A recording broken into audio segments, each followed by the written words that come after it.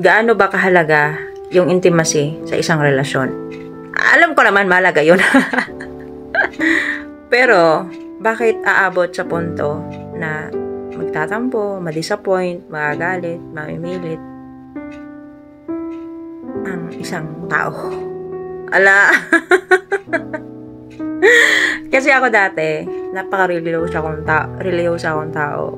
To the point na na-question ko si Lord, na, sorry Lord, na-question ko na bakit nangyari, mga ganun. Kasi ako, sabi ko, marriage before, Alam ko sasabihin nyo na, what's the point? Bakit sinare mo? Private life naman na yan.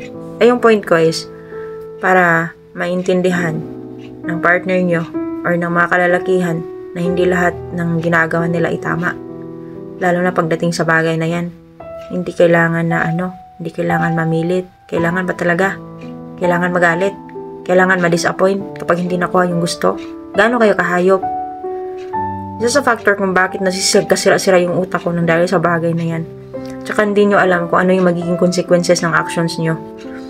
Kaya dapat, mas matuto kayong rumispeto. Kung mahal nyo yung tao, kung mahal nyo yung asawa nyo, kung mahal nyo yung jowa nyo, huwag i-apply yung magiging nyo. Minsan, dalawang ulo yung pinapatigas nyo eh. Pati puso nyo, sinama nyo na pagdating sa bagay na yan. Gaano ba talaga kasi kahalaga yan? Parang mamamatay kayo kapag hindi nyo nakukuha yung gusto nyo. Ganun. Tsaka kaya nga failure ako palagi pagdating sa relasyon. Tinatry ko naman pagdating sa mga ganun na, wag, layas ka na.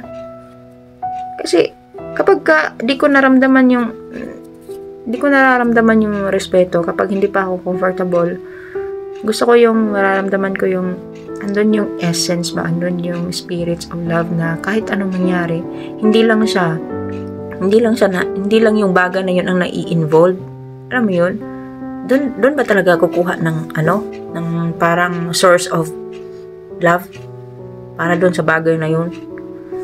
Ay nako. Hindi naman ako masyadong blind sa totoong pagmamahal, kasi ang alam ko yung totoong pagmamahal, yung mararamdaman mo yung calmness, yung kusa na lang mag-meltdown yung anger issues mo, yung peace of mind mo, yung assurance, yung baga the spirits of love was in the same blah blah blah.